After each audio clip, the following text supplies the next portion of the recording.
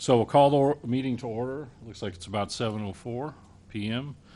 on July 19th. We'll ask Leslie to do a roll call. Annie Adams. Kara Dudek. Here.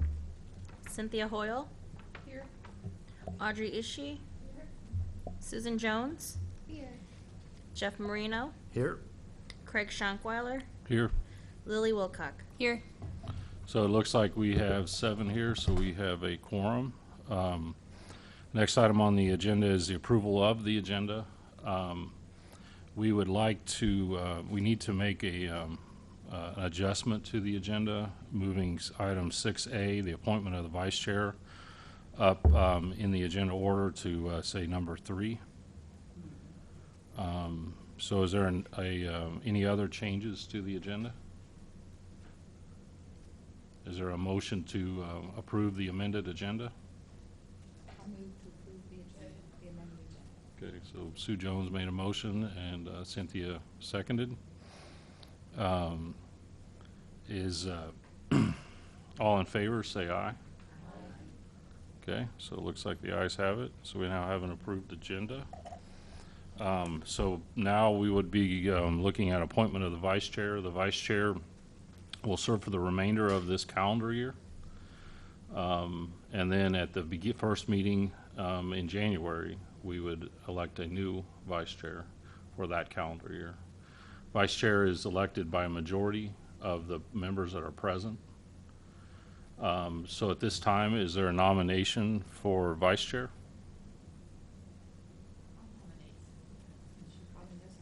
Okay, so we have a nomination for Cynthia Hoyle. I'll second that. Okay, second by Jeff Marino. Any other nominations? Anybody jumping up and down wants to? I see Jeff Marino while he's thinking. No. We have to run this meeting. Right. Okay, so it looks like we have one nomination for Cynthia Hoyle. Let's take a vote. All those in favor say aye. Aye. Aye. Okay. So now we have a vice chair who is actually now our chair until the mayor decides what she wants to do. So I'm going to turn the temporary chair over to our new vice chair, who's the chair. I'll let you run the meeting. Thank you, Craig, for getting us lined out here. So we have approval of the minutes from previous meetings, and I had a number of corrections and changes on the minutes from the last meeting, even though I wasn't here. And so I think it might be easiest just to mail those to you and for us to look at them at the next meeting rather than try and go through that, 'cause some of them are minor, and some of them I just have a question about. Those were the only minutes we received, is that correct? Okay, is that all right with everyone? I will send the corrections, and then she'll provide us with a corrected version for the next meeting for approval. What kind of minutes were they? Well, for example, it said that I had an event planned the next week that was similar to the event that Annie was talking about, and I have no idea what she was talking about. Yeah, we have no cyclovia planned in the near future, so I had a question about that. And then there were just some other questions that I had about some of the things in the minutes. So Do you need a motion to continue the minutes to the August 16th? I think we can just carry them over, can't we? No, Barb. Leslie, do you have a thought? Are you asking to change what was said in the meeting? Oh, I'm asking for a clarification because there was no such event planned. I'd like to know from Annie whether or not that's what she said at the meeting. Because sometimes people say things and it's not completely clear what they're talking about. So. So I think it was her perception that there was an event. Maybe she was Right. misquoted, you know. Maybe you could reflect that today. I guess we don't change what people. Yeah. But if you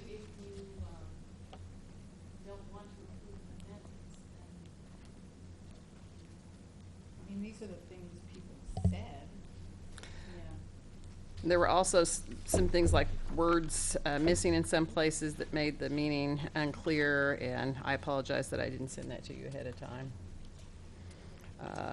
I mean, I think we could wait if that's what you really want to do, if you have, you know, some stuff. I mean, I saw, and I don't know, number 4, Billy Gray. I've not seen that before, but that was good.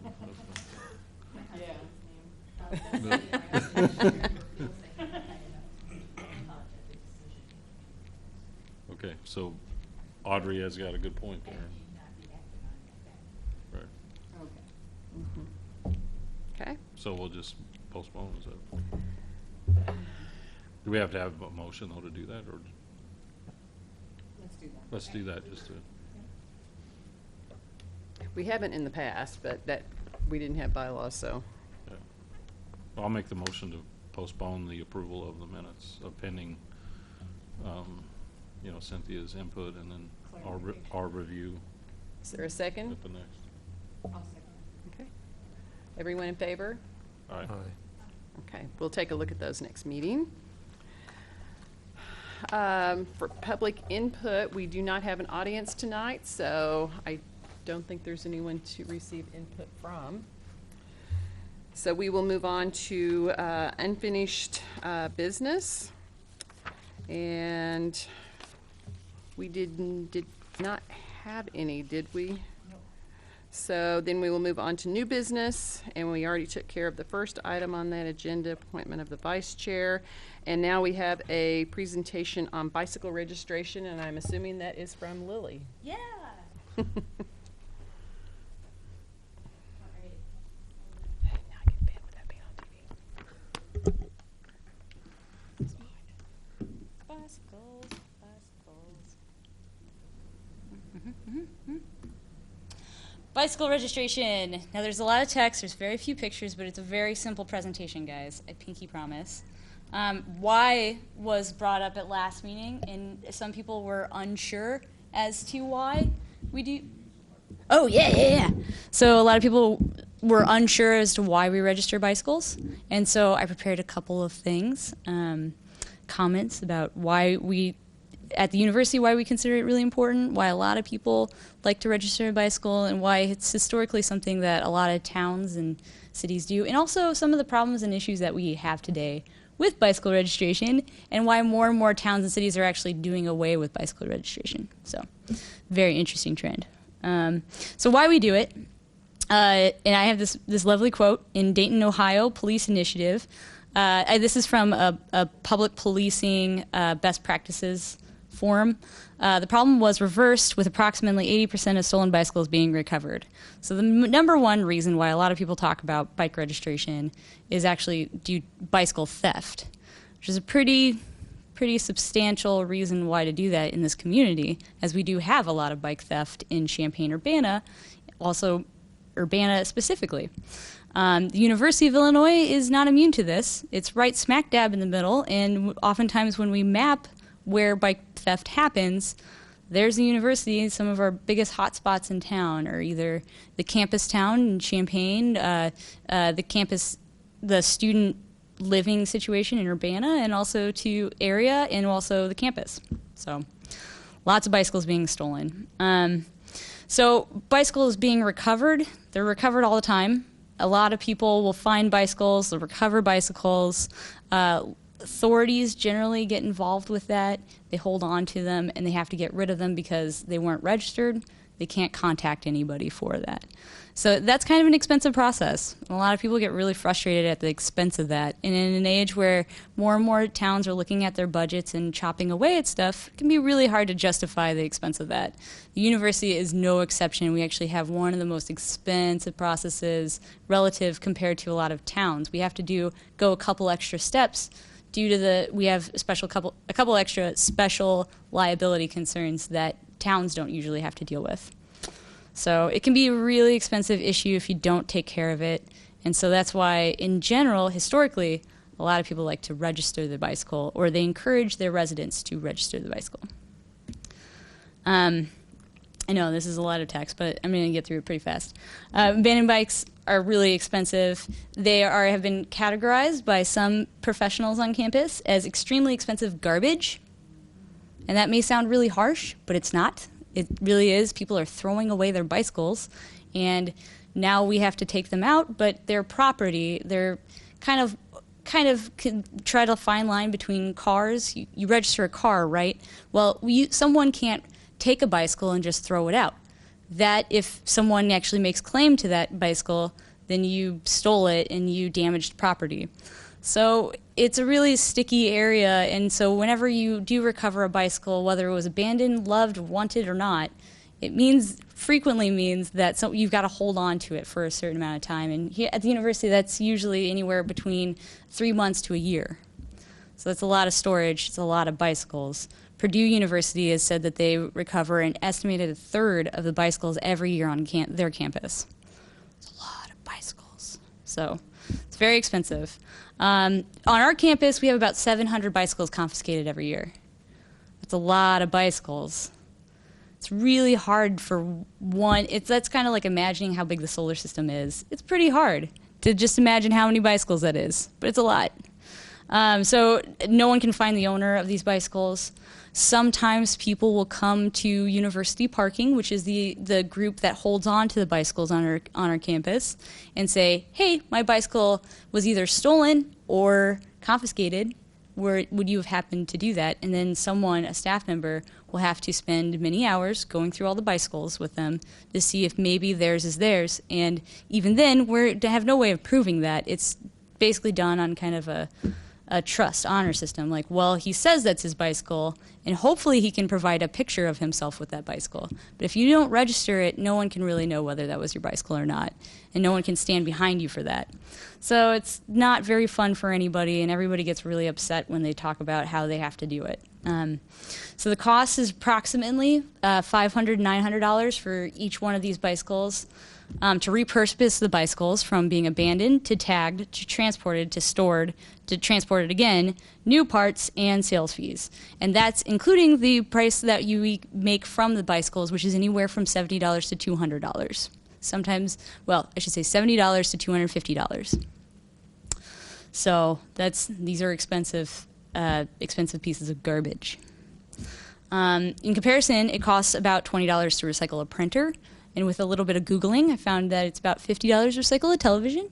Medical waste, the red bag, the really bad stuff, is about $6.60 for 30 pounds, which is about how much a really heavy mountain bike is. So that was Googling, and I'm not sure about the medical waste numbers. Registration helps us find the owner, basically. Long story short of it, it's a really basic concept, what I was talking about earlier. We really just need to know. We need to know whose property this is.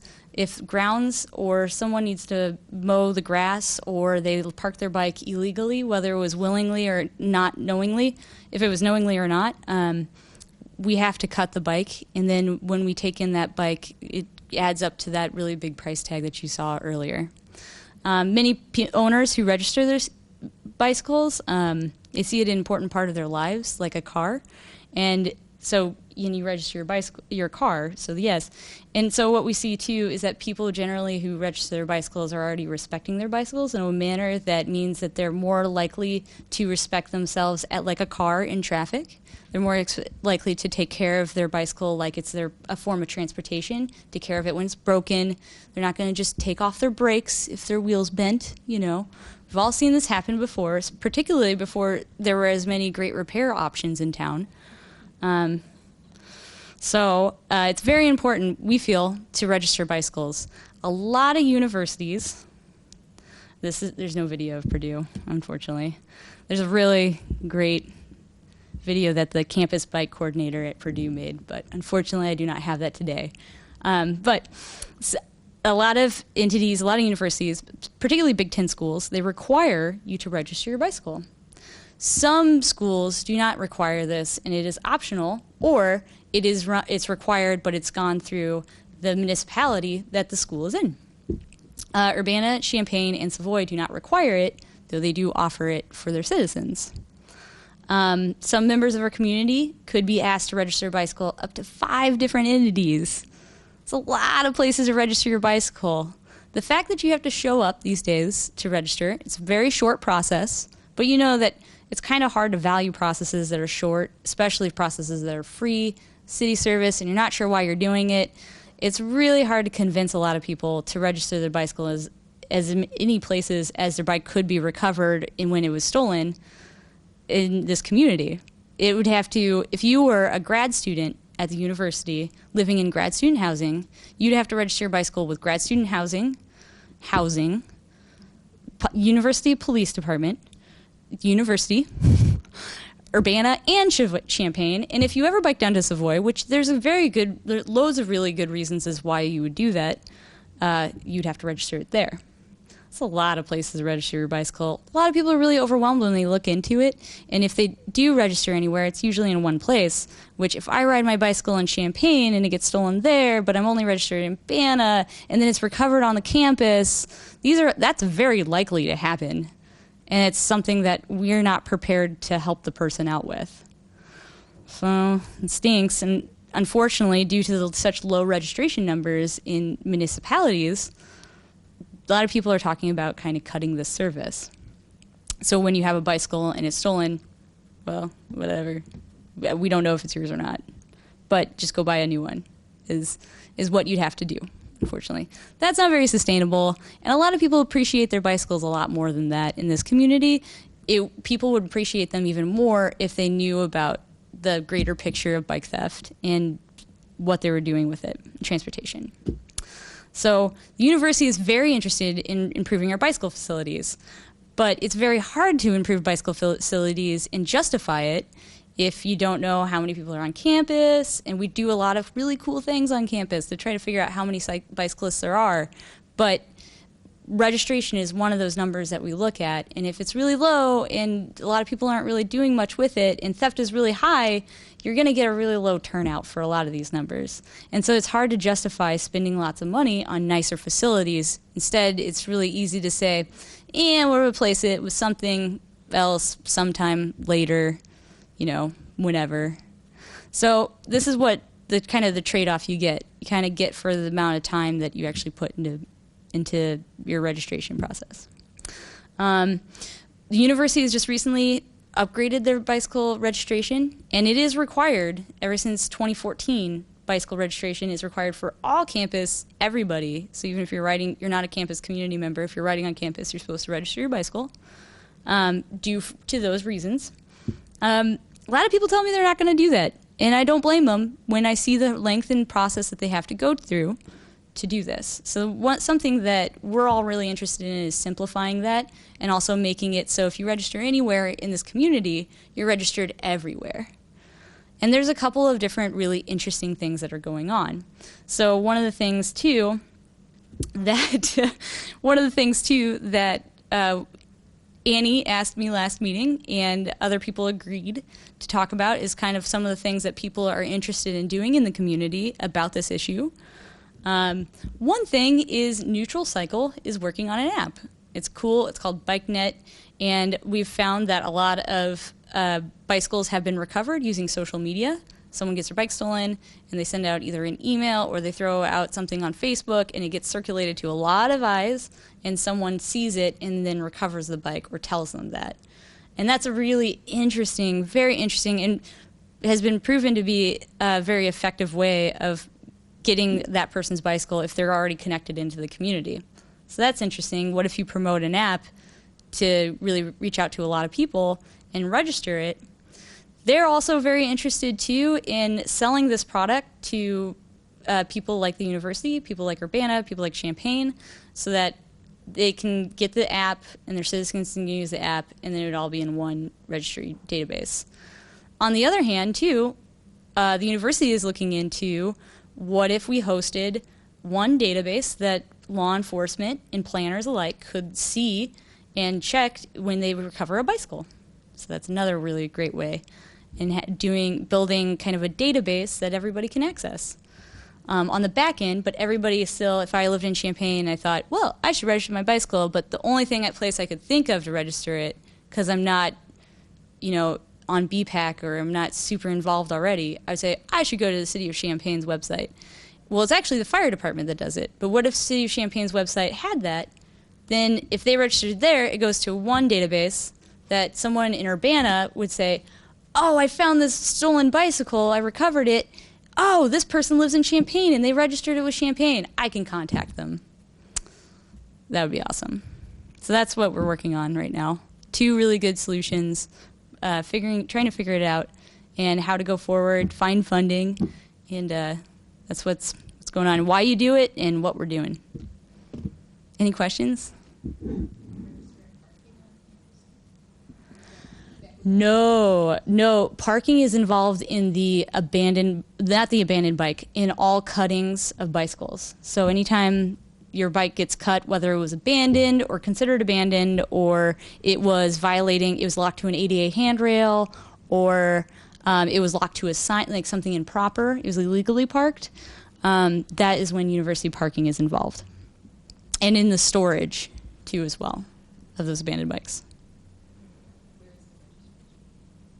Oh, there's a short URL. It's go.illinois.edu/mybike, which I can send you guys or anything. Or you could go to Bike at Illinois' Facebook page, and there's a sign-up button, too, which is slightly misleading, but I couldn't change the verbiage of the sign-up feature on Facebook's page, so whatever.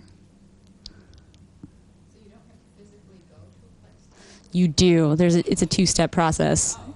It's a 2-step. So you do one part at home, or anywhere with an internet connection, and then the second part is you go to the campus bike center. If you do not have access to a computer, or you don't want to do this on a computer, you can do it all at the campus bike center. But there is the physical part where you have to get a sticker. That sticker is living at the campus bike center. It wants to live on your bike. You have to go there, and they will put it on for you. Yes. Well, I think you pretty succinctly explained why the system that we got is not going to work. And the reason why most places have quit requiring registration is because it is not a workable system.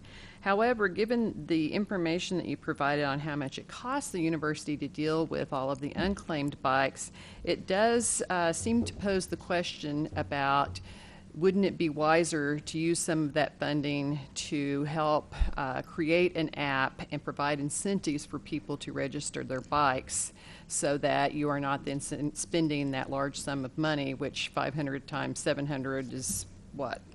$500 to $900 times 700 bicycles. Right. It's a lot. Yeah, we're thousands of dollars. Yeah.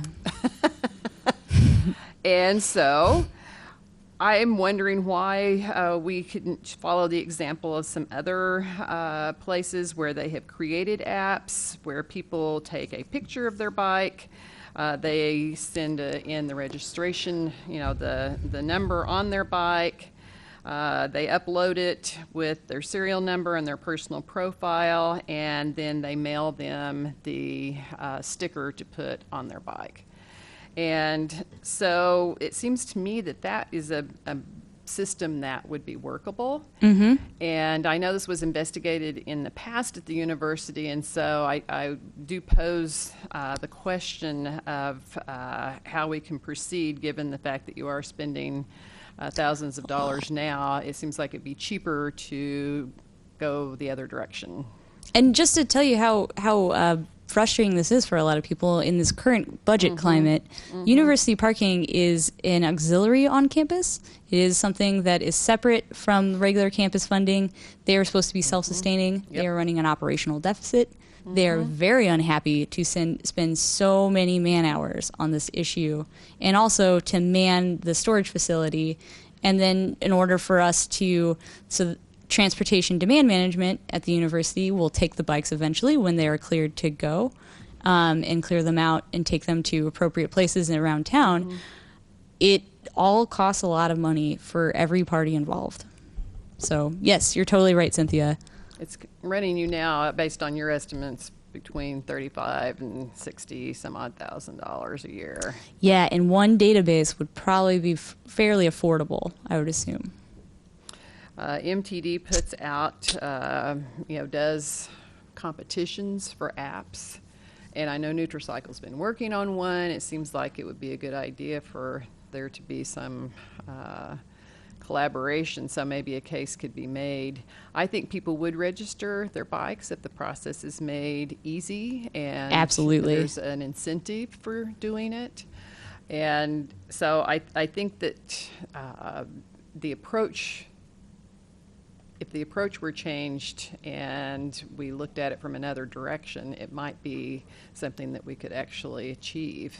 One interesting thing to note from what you were talking about is the idea that this is a system that's not working very well and not functioning, because something I did not present very well in this presentation in the beginning is that this is actually something that probably functioned fairly well a long, long time ago when these systems were first put in place.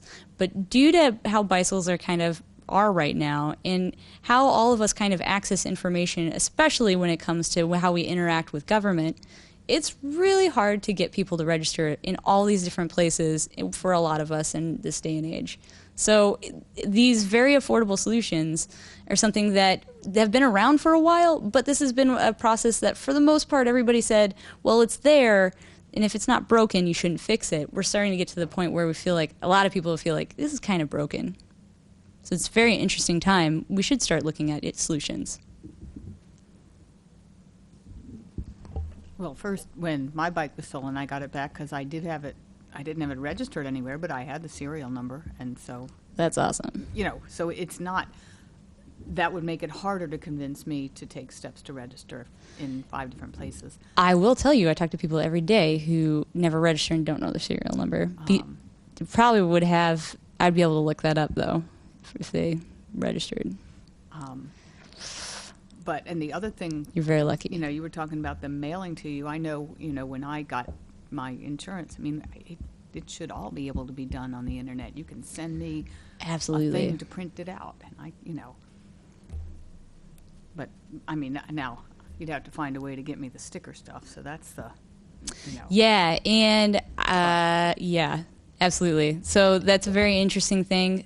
There are definitely people who've gotten rid of stickers. Columbus, Ohio, for instance, has gone to, and Ohio State has gone to just using a bike tag when you register your bicycle, and that actually signs you up to get all sorts of bike to work incentives. Like people, if you rode your bike to work today, they would know because you rode by a little sensor that said, I rode my bike to work.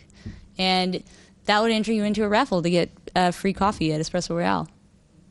Or $5 off of your grocery bill at the co-op.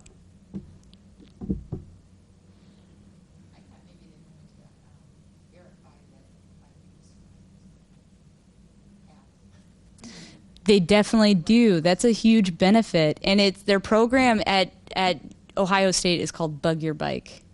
Yeah. Kind of eliciting that image, for sure. Any further comments or questions? You and I had also discussed the idea of having a system like the one I'll talk about briefly when I talk about Safe Routes to School, the ZAP tags, that could Absolutely. be part of a health and fitness program at the university, so the whole thing could be put together in a package. And then it would be an entirely easy thing to get people. And I have a signed group up. of students working on right now as a design prompt. They have a $100 budget, and they're making sensors for a Zap tag like program, but it would be kind of a homegrown, homemade version. But it does use the same technology. Well, thank you very much for that, Lily. I think it helps answer the question for people about why registering bikes is needed Yeah.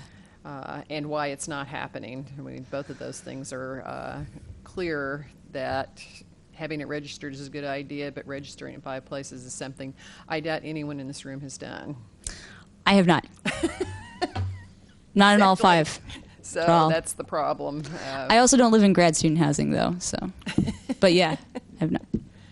And so then next we have parking and bike lanes, which I think you are also going to talk about. Is that correct? Who's talking about that?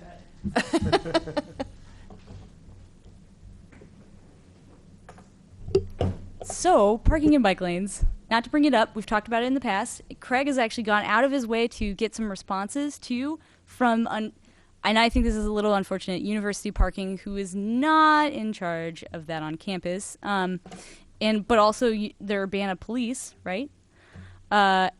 I would like to bring it back up again because it does seem like it's just this reoccurring problem on campus. So I have gotten some responses. I kind of talked to a couple people at facilities and services and asked them, hey, have you seen these problems on campus? And they've started sending me lots of images. One video of a biker almost getting run over by a car because they swerved out because there was someone parked and they were parked. There was no flashers on too. Parked right there on the side of the road in a busy part of campus. So I wanted to bring it up again to you as well because this is something that some towns, municipalities have been able to pass an ordinance for, and wondering if that was of any interest or what your guys' thoughts were on about parking in bike lanes. Craig, will you give us some information you've collected? Yeah, please. Well, I guess I don't have it from exactly with me today, but I can recall what we talked about was we talked with the police department. They're basically, I think there was just some concerns about enforceability, our police department enforceability. But what I wanted to speak to was I did just the other day, actually it was this week, I saw a car parked on the Washington Street bike lanes over by Brookins. And as I went by, I thought of this situation, and I thought, and I was looking in my rearview mirror as I was going at it. It seems to be they were basically parked and were going to stay for a while. Yeah. That's where if there was an ordinance, I think that would help that situation, where then somebody could say, send a complaint in. Maybe there's an officer that goes out, or parking personnel, and they catch them. It may not catch the ones that decide they're going to temporarily park and move on, and I don't know if that's really our concern. It's not. It's probably more so people that park and stay, and then it forces the bicyclist out into the into the travel lane. Just to and clarify. Go Oh ahead. yeah, no. If you finish, I'm so sorry. I didn't mean to interrupt. I just think maybe that's something that we should consider. I think the police they were concerned mainly for enforcement, but I think we have to weigh the greater good. I think for bicyclists. In the past, I had also talked with Ed Barsotti with Ride Illinois a little bit about it too, and there may be some assistance that we could get there, and maybe at least he wanted to review the ordinance or see it, as well. And I don't think it's that common outside of Chicago, but I also think that a gold level bicycle-friendly community is not that common outside of Chicago either. and that poses a question for me, is that I believe everywhere where we have bike lanes, we have no parking signs posted. And Yes. so I'm wondering, that's what the campus needs to do, is have that there, because if you do have I have helped communities develop no parking in bike lanes ordinances, so they don't have to put up the signs. But then you get into the matter of interpretation, is what is parking and what is temporary stopping. I mean, loading and unloading, for example. And do we really want to go that direction? And so those are questions that I have about how to approach it. And maybe you can answer the question for us about the posting of no parking where bike lanes are. I think you're correct. I think mostly they're there, but I do think there are a few locations, where it's not readily apparent that there's no parking. A case in point will be, I don't think it's like readily apparent, I guess. But I also don't know if it's real prevalent as much as it is on campus. That seems to be where the main problem That's why I lies. thought it was important for me to bring this up. And what was really interesting is I started seeing a lot of these images. The wide image ones were pretty telling. Most of these images you could see loading zones right there on the side. Mm-hmm. So that's when you start seeing that this is just a flagrant disregard. But I'm not really necessarily concerned with the enforcement side. I'm very concerned about what happens to a cyclist if there was a crash, and having that saying, like, absolutely, that's saying, hey, you know, you were parking in the bike lane. I swerved into traffic. The car behind me, you know, if you get into a situation like that, was it really the cyclist's fault for improper lane change, or was it the fault for someone blocking the lane? You know, we all kind of are on the same page, and we could point to a lot of existing traffic laws that hint to that, but a lot of times when it comes to actual citations, many times that's not how it works. Yeah. So Yeah. you're not supposed to block a lane in traffic, whether you're in a car or on a bicycle. Right. But that's not usually what happens when someone gets in an accident like that. Yeah. And so it also becomes important for us to track that too as well, which we can't do right now currently. And yes, I think this is really a problem that's very unique to, it's really prevalent on campus. It happens a lot on campus.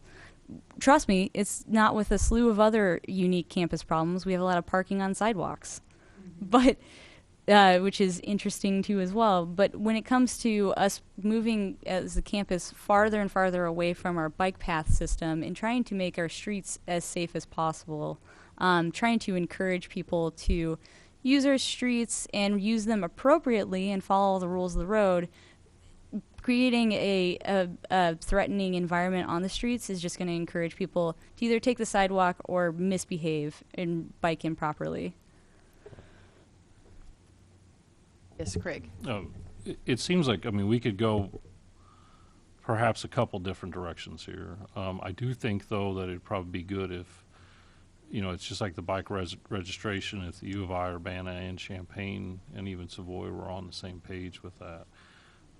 One approach might be to ask staff to begin, you know, research on this issue with our peer agencies and to see if there are other existing ordinances, talk to other communities to see if they, how they are handling this, and then say set a goal within, you know, later on this fall that, you know, staff would come back with some type of report. Talk to Champaign to see if there was some interest, talk to Savoy if there was some interest. Because I think if Savoy and Champaign have no interest and, you know, obviously, and it's just Urbana and the U of I, we could still approach it, but it's better, I think, to have consistency across the board, just because it's very hard Yeah. to tell jurisdictionally when you switch from one entity to another. Especially on campus. Right. Especially. Right. So that's one approach. The second approach is a faster approach where the commission decides that they want to pursue this, and then we start the, you know, the process towards an ordinance. So what is the wish of the advisory commission on this? Well, I think we should talk to, you know, the communities around us first, and do that in a timely way, because it just would be so much more effective if we all went together. But I sometimes wonder, like, it can't just can't be legal to just stick your car somewhere. You know, it's, although you were saying doesn't carry over into the reality of the citations, but maybe that's the thing to propose. That, okay, let's, you know, you can't just stick your car places. You're going to get a ticket. Can't stick your bike in every place either. I mean, otherwise we'll just cut your lock. So Any other thoughts? I guess I would also be in favor of doing some additional research and trying to figure out what other communities are doing and other gold rated bicycle friendly communities, what they are doing, and then looking at the pros and cons of what you know, regulating cars that are parking in the bike lanes would be, and then going from there.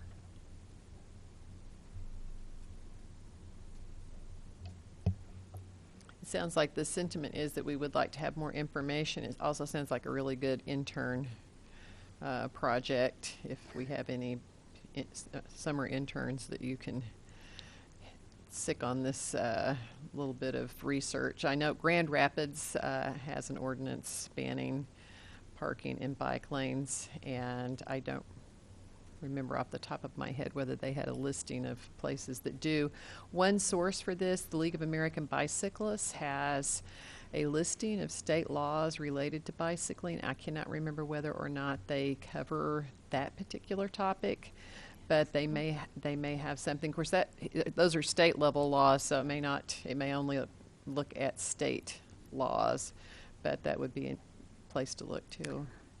I did pose this question to a group of people, a listserv for people who work on college campuses with bicycles, and people got back to me saying a couple of college campuses have rules for that, and then Washington, D.C. was the only town that someone said. So, Does, but I'm Yeah. sure there are others. yeah. Interesting. So I would agree also. I think that's the best approach is to have, some more information before we proceed. As a representative of staff, I feel that since I am also on the Traffic Commission, which is where the ordinance would have to originate, I think it's in everybody's best interest if staff takes this on. I think my goal, if it's okay with the commission, is that maybe we'd have some information at least by the end of this calendar year, if you don't mind, just because we're fairly busy at this You're in time. construction season. Right. And then I would ask, I can call City of Champaign, but if Jeff has, can let me know, Sure. a contact there too that we can talk to. And of course, we know the Public Works Director over at Savoy well, but you can get with us later, Jeff. Sure. Shoot me an email. And then, of course, I'll talk with Kevin and try to get community development involved if they're willing to do so with that. So, okay. That sounds great. I think That sounds amazing, Craig. Yeah, that sounds like a great idea. Hey, just here to help, Yeah, I got a lot of pictures, a lot of responses from people. I think people were really, really excited to show me all these images. And I would also say any commission members, particularly Lily, if you have information, shoot it my way. Yes, Send me sir. an email. Give me information. Unindate me. That's fine. It's just email. Yeah, right. Okay. Yes, Audrey, you had a thought? Just had a quick question back to Lily's presentation. Are those Oh, yeah. So those are all bikes that I didn't give you any numbers on bikes that were stolen. Those were all abandoned bikes. Yeah. So all those abandoned bikes were locked. Those are not the ones they find in the pond. Well, no, I'm actually not every single abandoned bike on campus is locked when it is recovered. Sometimes grounds will say, "Hey, I found this in the ditch," but that's very infrequent. Most of them are locked. So that's a lot of staff time that goes out there with a lot of tools to cut bikes. I think what happens is that students, because the only place they're allowed to park their bikes is outside, and the winter here is very damaging to bicycles. I think they buy a cheap bike and they use it while they're here, and then when they leave, they just leave it because it's not worth taking home. It costs more to ship it than it's worth. Cheap in every sense of the word. Right. And that Right. they don't respect it. And so they don't think anything about a lot of folks on campus don't think a lot about what happens when they just leave a bicycle there on campus. And that brings up the issue of adequate bike parking on campus Mhm. and the fact that people are not allowed to take bikes in buildings, even if their bike is worth more than their car. They're And not. so that's another issue that I think might come up in that conversation about, the cause and effect of the problem. I think that's a good point when you're talking about all these abandoned bikes. I mean, you say Absolutely. they don't respect their bikes. Well, you can't. It's absolutely. You know, I've heard a lot of so- comments. Absolutely. You may And the want university to. is looking to change rules. The biggest problems that we have right now is the lack of space in buildings that would be not just safe, but equitable for people to use to park their bikes. So if someone has an office, they think that they can bring their bicycle in. Well, that's not very fair to the people who ride nice bicycles as well that don't have offices. And so we're trying to find spaces in buildings, and that's very difficult on campus currently. Some buildings have been able to do that, and some buildings actually do have indoor parking that is approved and completely okay. And those are places where they found an accessible place that wasn't a trip hazard. It wasn't tucked away in someplace weird, and everybody in the building had access to it.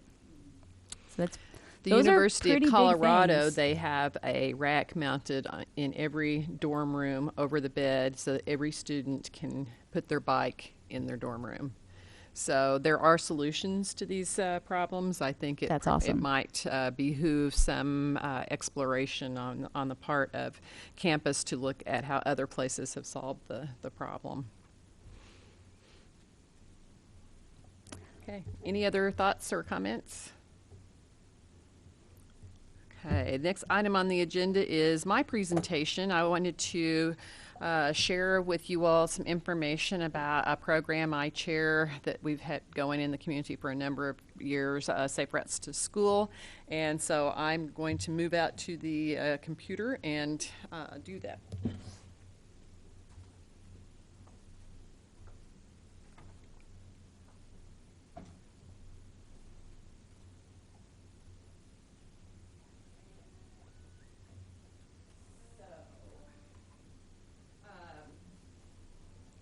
Safe Routes to School is a project sponsored through Champaign-Urbana Mass Transit District, and that's our website for anyone who wants more information.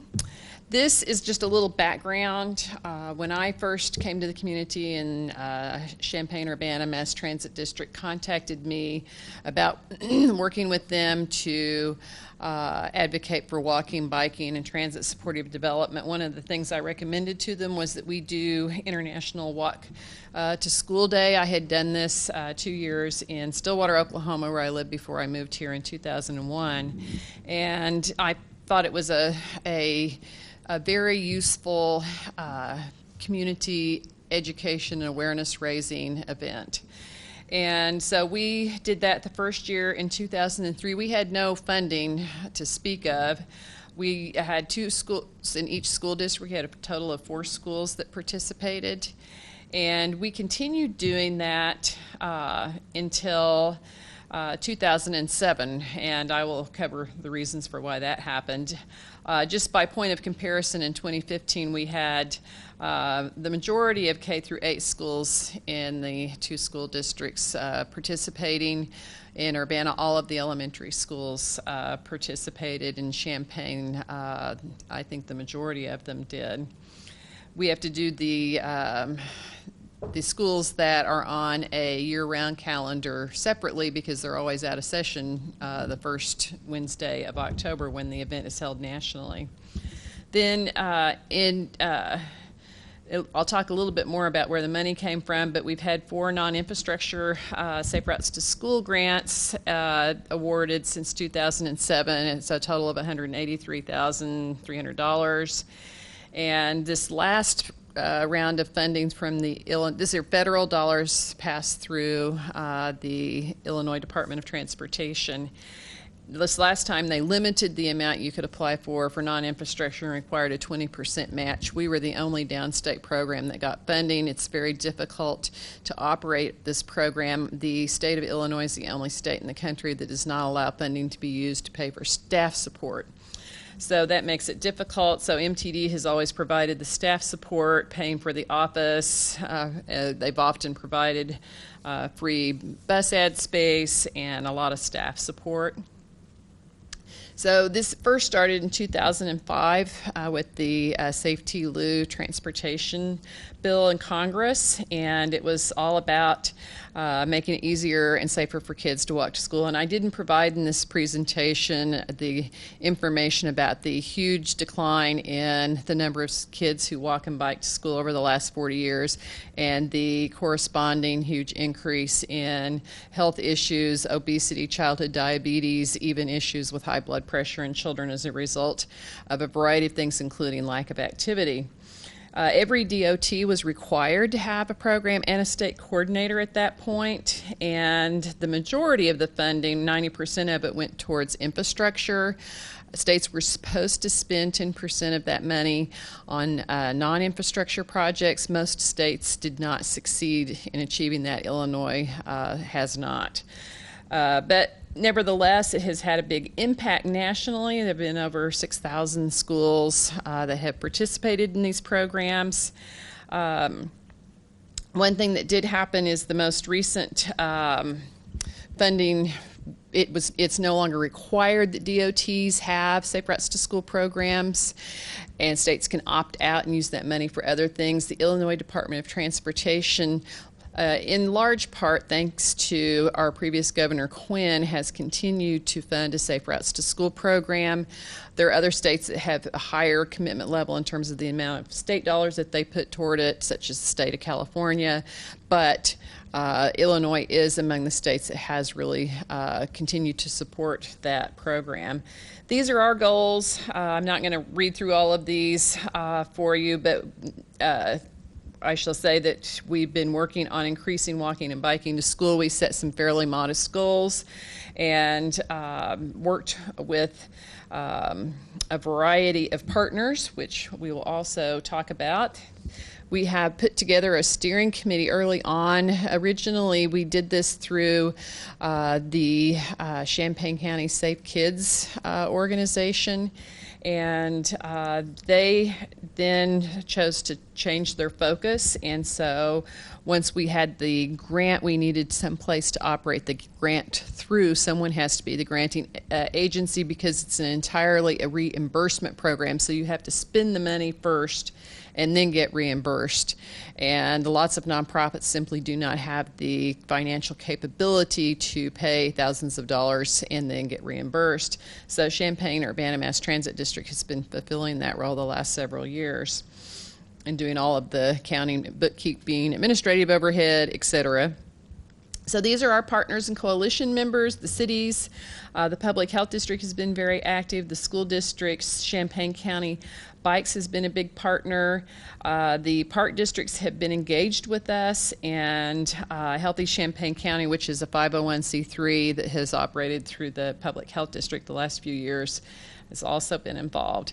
So this is what we're trying to accomplish so that we have less of this. If I wish I could get a bucket out one day to take a picture of what happens around our schools, but we don't have trucks as often, but we do have long lines of traffic. So our program follows the 5 E's the same way Bicycle Friendly America program does. We look at education, encouragement, enforcement, engineering, and evaluation. I'm just going to give you a little bit of information overview of what we've been doing since we've been doing this so long. We have done a lot of work, and our goal really, we've been very successful, but we would like to have a year-round citywide program. We would eventually someday like to have every child in both school districts go through bicycle safety education that includes on-bike training and skills, and so that's something that we work toward. In encouragement and education, we have done the snow removal program, for example, in the wintertime, and depending on the amount, our last grant was $76,000. This last one was only $19,000, with 20% of that being local match. So our last grant, we were able to produce a lot of billboards and bus boards. We ran radio ads. We produced the yard signs, and we provided flyers to schools that had PTAs that would distribute them to the neighborhood and to the parents. And we still have the yard signs. We still loan those out. We try to get them back because they're kind of expensive, and we don't have the money to reproduce them anymore.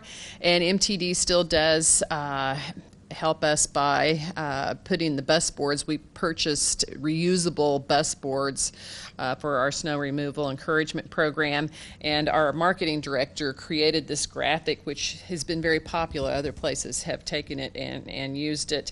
And the approach is to thank people for removing snow and to encourage them to do it, so for the safety of the children, and rather than trying to beat up on people for not doing it. In communities that have requirements for snow removal, they almost always still need to have an encouragement program, so it's not just an issue of enforcement, it's really a combination. In the past, we also had what we called park and walk and frequent walker programs. And for example, Champaign has school choice. So a lot of the students arrive by bus or private vehicle.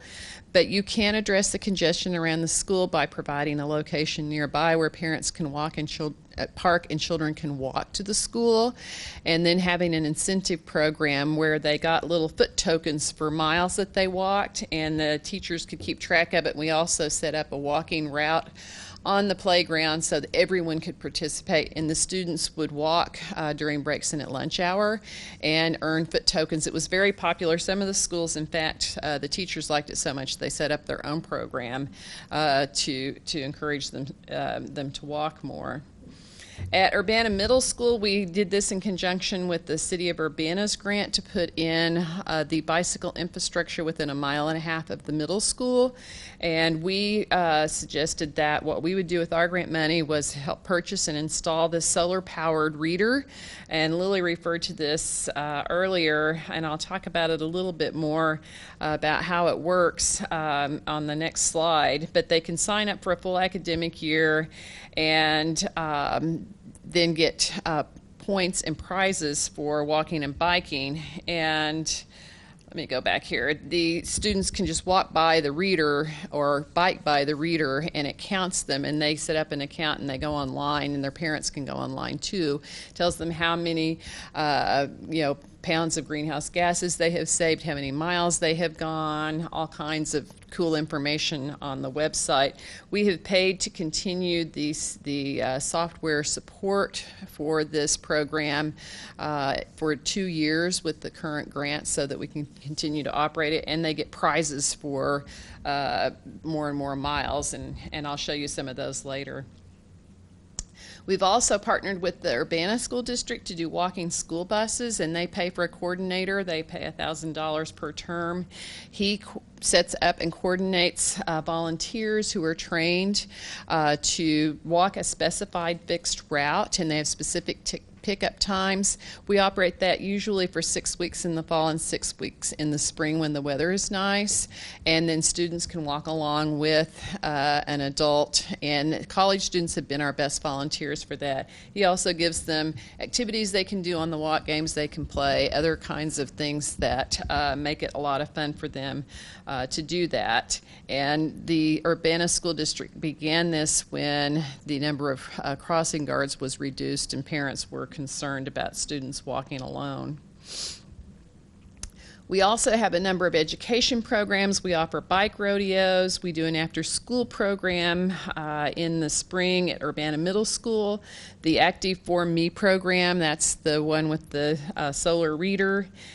We work in offering Bike to School Day to the schools, and we also this year helped fund bringing in a national coach to help certify more bicycle safety instructors called League Certified Instructors. I'll talk about that some more too.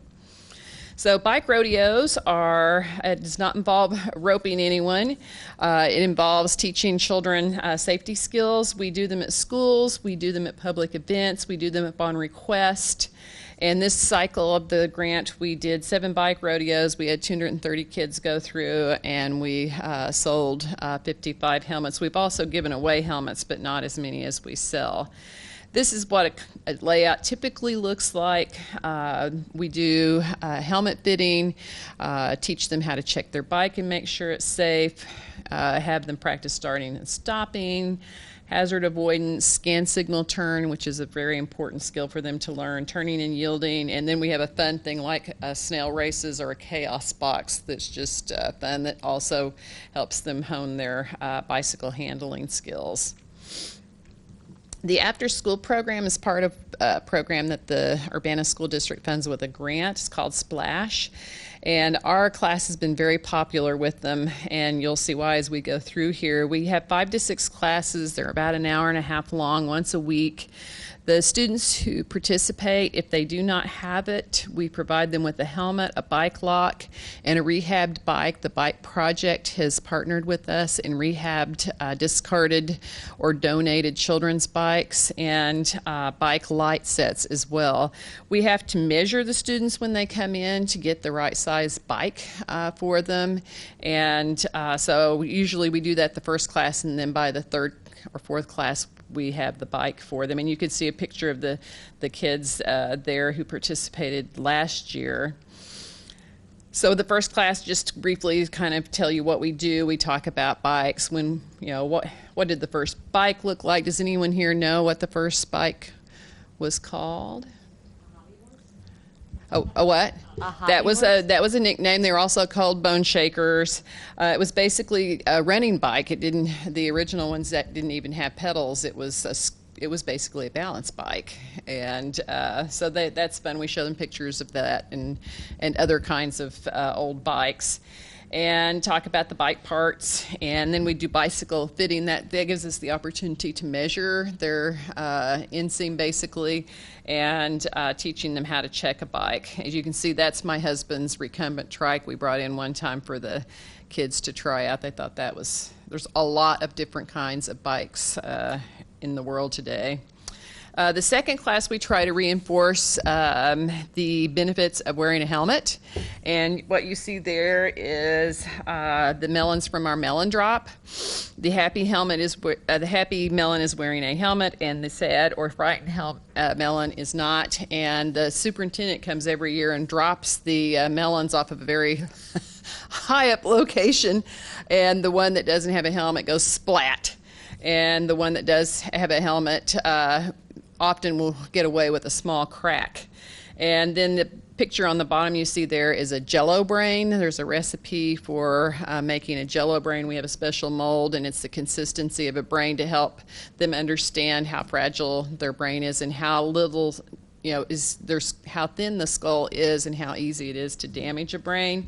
And it makes a big impression. The melon drop in particular makes a big impression on the kids. Whether that will last into high school is another question. Our third class, we go through bike maintenance, because a lot of the kids, when they get a bike, they don't know how to maintain it. And so we try to teach them how to air up their tires, fix a flat, take care of their chain, adjust their seat height, things like that. And Neutral Cycle has been doing that with us for a number of years on a volunteer basis. Then we do a bike rodeo with them, and we have them practice. And since they're older students, we require them to execute these skills before the last class, where we go on a bike ride. And that's when they get their bikes. Sometimes we have the bike by the bike rodeo. Also, they get their bikes there. This last year, we had about 11 students. The majority of them are here with families that came here from the Congo. And they were absolutely ecstatic about getting these bikes and rode them every day to school. I've also seen them this summer riding all around town on their bikes. I think it provided them with a form of transportation they otherwise would not have had. And so it means a lot to the kids. We usually also end up with some students that don't know how to ride bikes, and we have to teach them how to ride their bike too. This is a little more information on the Active for Me program. And as I said, it has the zap tag. It picks people up as they walk under it. The students can sign up online, and you can see some of the prizes they get there. We give them something for signing up, and then they get successively improved prizes as they increase the number of miles that they're doing. For Bike to School Day, we have offered schools the opportunity to have educational events, and we have volunteers that go to the bike racks and hand out backpack reflectors. We give people the opportunity to develop bikeability checklists, and there's registration online too through Champaign County Bikes, and you can see we've had well over 90 people sign their children up each year, both public and private schools. Then this year we also helped provide additional training to have more league cycling instructors in the community. These are people who have had to go through fairly vigorous training and be certified through the national organization called League of American Bicyclists. We have several in the room here with us tonight who went through this program. We offered scholarships because it is rather expensive. The initial class runs between $40 and $80, Traffic Skills 101, which you have to pass both on bike and an exam, and then go on. You have to take a pre-admission exam to be in the league cycling instructor class. It's a 2.5 day class, and that's $300. And you have to also pass a number of, you have to pass that first written exam, you have to pass being able to make presentations and teach on-bike skills. And so we have 5 new LCIs in our community now. We now have 9 people. And Lily and Kevin were both in our last class. And so this room now has 4 LCIs. Additionally, this is a benefit to the community when they apply to be a bicycle-friendly community. The more LCIs you have, the more points you get for that. And we will be able to offer more classes and training. For example, this summer, Champaign County Bikes has partnered with the Urbana Park District, and they're offering a bicycle safety class through their summer camp program. I did that this morning. I've had way more heat today than I really wanted because we were outside on bikes a lot. Lily and Kevin helped last week.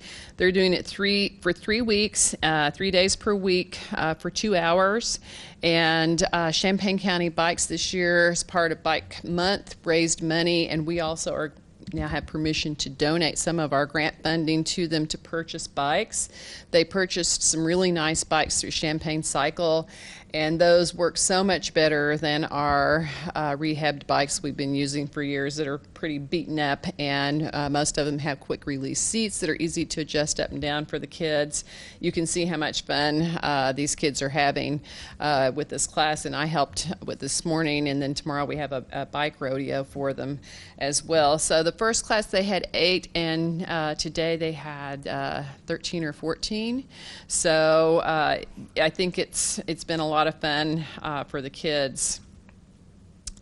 So for engineering, I was just quickly going to talk about these are things that we can do, and the cities and the school districts have to implement this.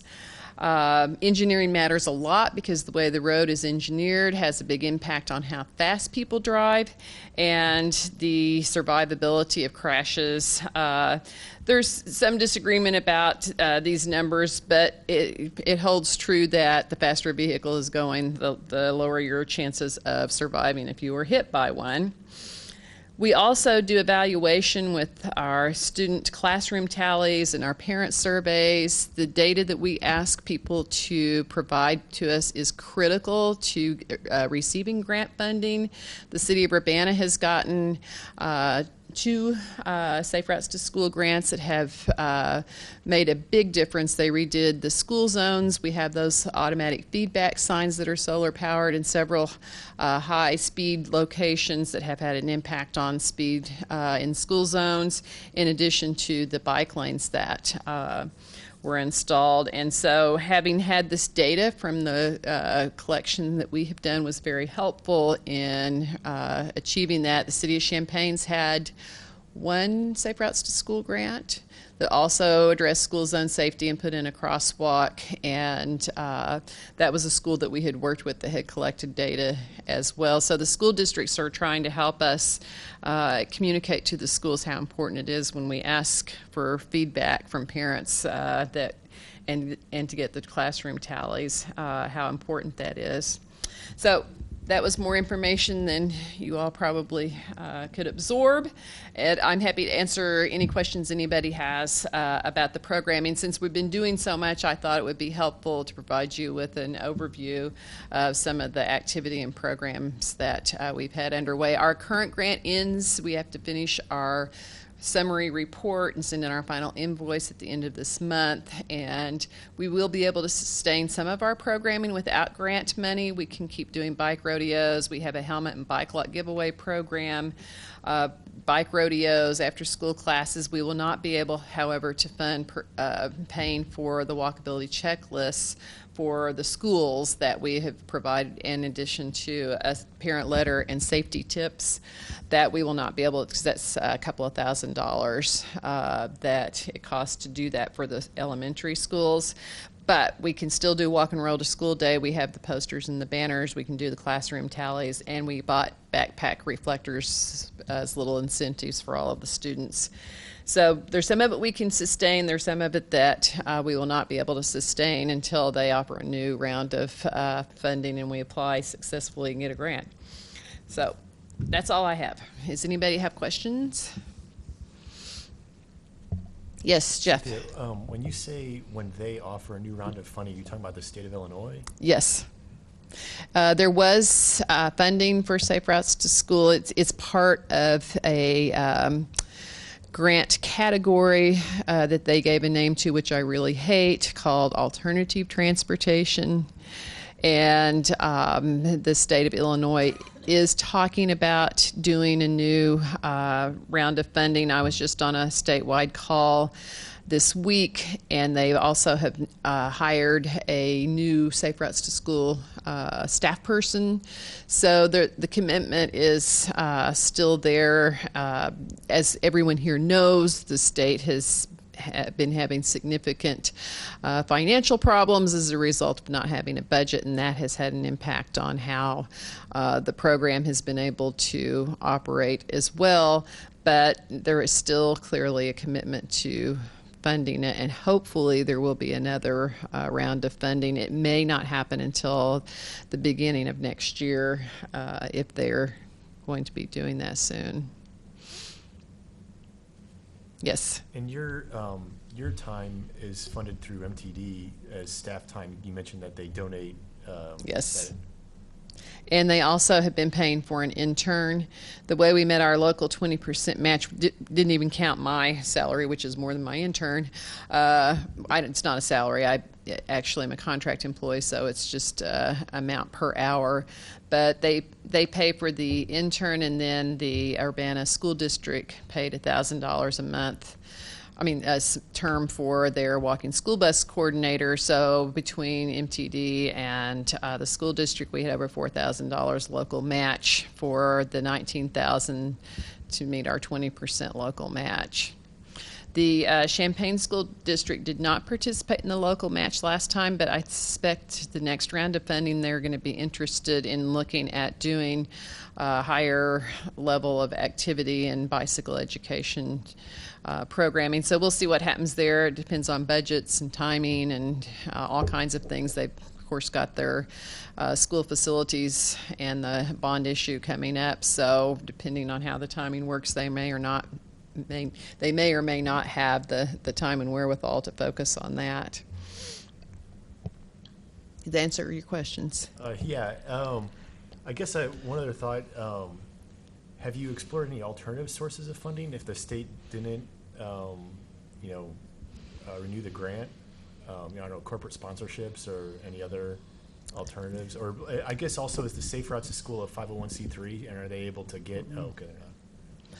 No, in fact, the bill just prior to this, for some reason, Congress put in that 501c3s couldn't get Safe Routes to School grants. So, in fact, several nonprofits went out of business that had used Safe Routes to School. That's what happened to the Voltage program. It was a nationwide nonprofit that did that school incentive program with the solar counters, and they closed doors, and now we have to pay more to operate the equipment and run the program than we did before because of that.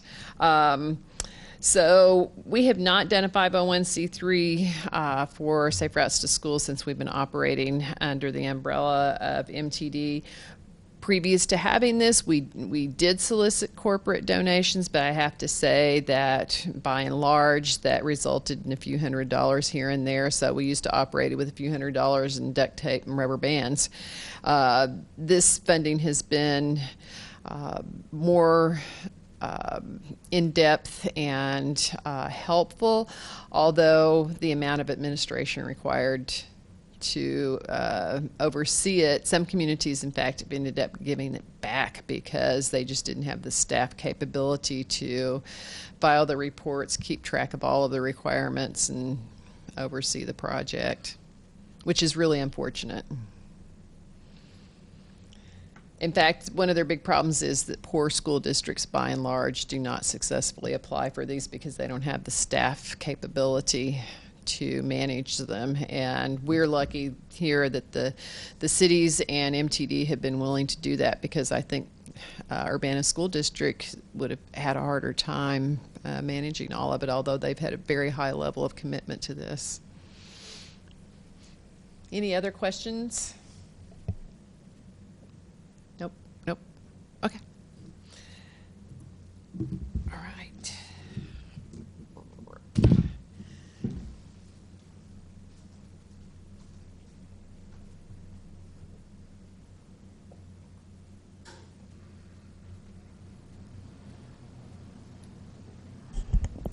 There wasn't any other new business on the agenda, so we can go to announcements. Does anyone have an announcement? Yes, Craig. I have one. The MCOR project, projects 1, projects 2 and 3 are currently out to bid. Yay. So contractors are looking at them. July 29th is the bid opening, pending good bids, acceptable bids. Start construction, say, around Labor Day, and then for about the next year and a half. And where will construction start? On Project 1 in Urbana, it would be on Green from Matthews to Goodwin, about half of it at this. So just a couple months, shut down for winter. Then next year, though, is very aggressive. So then there will be like full road closures in front of the Illini Union. And most of the other work would take place from the basically alma mater down to Lincoln. It will not be fun during construction, but it will be so worth it when we get done. Yes, we would just ask for the public's patience. I second that. Yep. So that's out for bid. So it's it's just Great. another set of hurdles that we're going through. So Yeah, we had a significant hurdle when there was no state budget, and very nearly had it delayed to the point where it was going to be a problem with our federal requirements. yes. And then this week, United States Senator Dick Durbin was in town, and he stopped by MTD, and he was instrumental in backing the funding for this project, the Tiger funding. So he was in town, and he stopped at MTD, and I was there as a representative for the city of Urbana, and he met with representatives from all the agencies, U of I, City of Champaign, us and MTD, and he was just wanted to check on the status of the project, and it was very interesting, very nice fellow, and wanted to see where we're headed, and they showed him around and everything, so I think he was pretty pleased. MTD posted a really nice picture of all of you with him today on Facebook, if anybody wants to see that. Yes, and he was a huge help in our getting that grant, because that was we had tried several times previously, although our applications improved each time. It always helps to have the team in DC working on your behalf. Yep. Other announcements? Did you announce Light the Night last time? We talked about it, but no, I did not. Came up when we were talking about people on pavement. No, but Light the Night is September 22nd, so mark your calendars. I highly encourage all of you guys to volunteer. Be super fun. What Just 2 time is it? locations. 4 to 7. And where? At 2 locations, Illinois and Lincoln, and also right in front of the alma mater, Green and Wright. And what will happen? will hand out free bike lights to people with bicycles. And we will also register bikes. Well, we'll also register bikes, but we strongly encourage you to do the internet part beforehand, but we will have an iPad there that we can all share to register bikes. Lily, if people wanted to volunteer their time, who would they contact? You can contact either myself or Jeff Yaki or Cynthia Hoyle. I think there's a registration link on our Facebook page. So there's a Facebook event page. And on MTD's Facebook Yes. page. And so it's located in several locations. All 4 of those places. Great. And Walk and Roll to School Day is going to be October 5th. So mark your calendars and plan to join the fun. We'll also have volunteer sign up for people who would like to join in with that. And so we'll begin working on that soon. Any other announcement? Yes. Well, See You Across the Prairie is coming up Yes. in August, I think, same time as the Sweet Corn Festival. 23rd, I think. That's right. And I noticed on their stuff, they said that, they will be supporting bike lights, and is that Light the Night, or are they doing something else? I don't know. I know we had talked about the idea of, to encourage people to participate. It helped to say, this is what it's supporting instead of stuff we do. So, I don't know. And then there's the rail trail ride in September. Trying to remember the date for that. We could maybe get that and post it as well. I wanted to make a quick announcement. I wanted to remind drivers that bicyclists by state law have a right to bicycle on our roadways. On my way home today, I was harassed by a motorist, and this happens with enough regularity that I thought I would make this announcement tonight. When you are approaching an intersection and a bicyclist is in front of you, they are not obligated to move over next to the curb to let you go by if there is not enough space for you to safely pass within the same lane. There was not in this case as I approached the intersection of Anderson and Pennsylvania. The motorist stopped in the oncoming traffic lane rather than wait behind me, which probably saved about 10 seconds of time, except, of course, he rolled down his window to yell at me, which probably eliminated his time savings.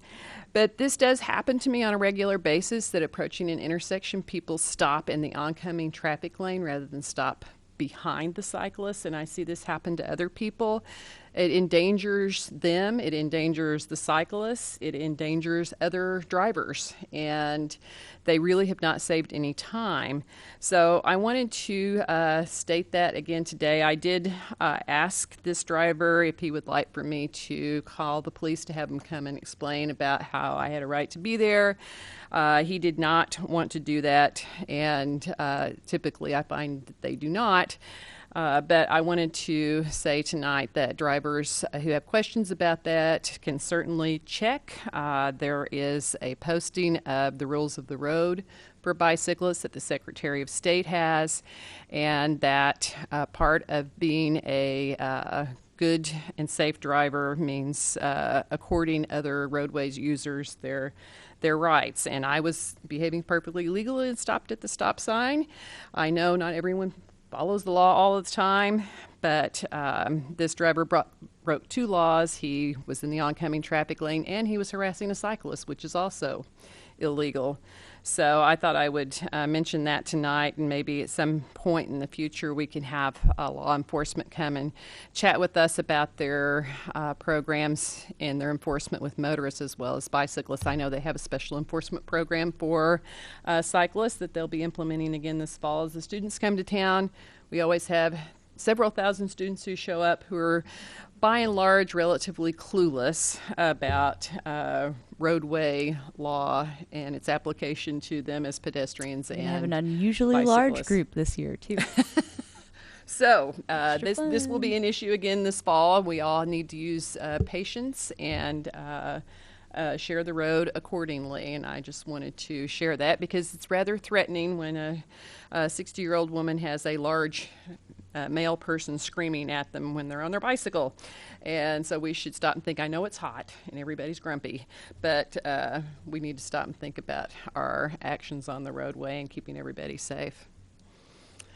So if there are no other announcements, we will move on to future topics. Did people have future topics for the next meeting that they wanted to bring up, or do you maybe have to contemplate it? And I think we now have a calendar that we operate under, and I really appreciate the staff reminders to let you know if we want to put anything on the agenda, but I thought I would ask tonight so they have sort of a heads up that someone's interested in presenting.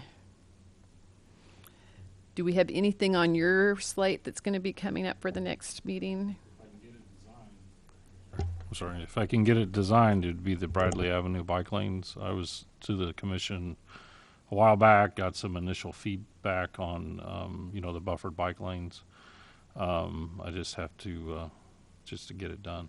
So my plan is to, I actually made a note tonight again, bring it to the August meeting, run it by you folks, and then retain the services of a striping contractor, get out there and stripe it here in, say, September, October.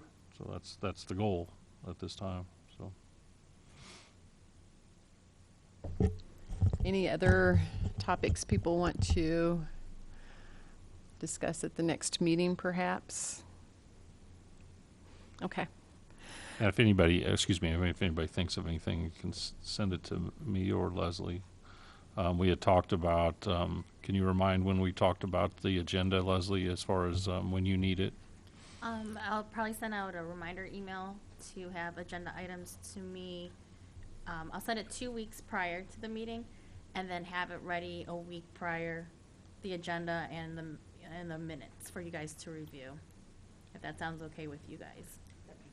That sounds great. Okay. Thank you. And I'm really sorry I wasn't in town for the ribbon cutting for the new sidewalk and the sidewalk improvements and the multi-use pathway on Cunningham. I've been admiring it whenever I drive down the road. It's really a huge improvement and provides safe access for a lot of people who have been walking out there. So thank you all for getting that done. Did you have any coverage for it? Well, I was actually out of town also. You were. So, Kevin was there. I was there. Yay. I rode one of these city bikes up there. It was great. The only problem was getting to the awesome, wide multi-use path. I sort of had to go up Broadway and get there in a roundabout way. But small steps, but it's a beautiful facility. So. Yay. Yeah, and I think you mentioned, I watched the last meeting, but because the city went and took the initiative to get this section in, it actually spurred the Department of Transportation to extend and look into extending it further to the north. So that's, Right. As Kevin indicated, I think these steps are important. You get something in, and then it moves to the next thing. And I actually think that's the key in anything that we do. Sometimes we want to reach for the stars, but if we can start things and get the momentum going, it can build to other things. Mm-hmm. And that reminds me, there was if you could give us an update at the next meeting, I doubt that you know off the top of your head the status of the safety study on University that IDOT has been doing. They did some preliminary analysis and gave us some information, but they said they were going to do some more and have public input meetings, and I was just wondering where they were with that, and maybe you could ask for us. Yes, I'll ask Okay. and report at the next meeting. Then. Okay. And I think there's still comments being accepted on some other plans in the community, not in Urbana, but I think Champaign and Savoy have plans that are still up for comment for anyone who's channel surfing and sees our announcements. Go and give input on that, and we'll keep moving forward as a community. Yes, Audrey. Just mentioned there's a lot more pedestrians out and about thanks to the Pokemon. There might be, more interest in walkability and hazards. Anyways, need to see a lot more people on the street.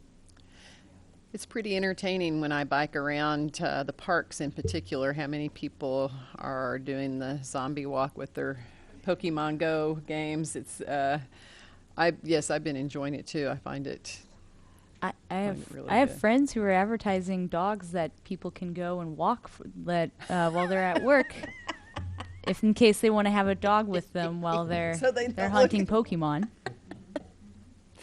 Yeah, some cities have been having Pokemon Go meetups. I know in Grand Rapids Absolutely. they had several thousand people meet up downtown to do Pokemon Go together.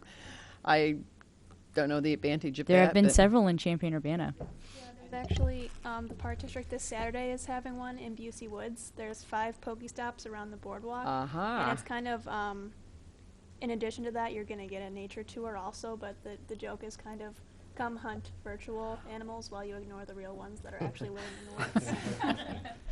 The What Urbana Free times? Library has been doing that. It's from 11 to 12 this Saturday, the 23rd. Cool. And you do get some educational nature tour also. And it's a Fun. family event. At Champaign, one of the church in Champaign, it says, "Come for the Pokestop, stay for Jesus." That's awesome. cute. Okay. All right. Well, if we have a motion to adjourn, we can adjourn. Does anyone want to move adjournment? I second that. Second that. All right. All in favor? All right. Aye. Thank you all very much.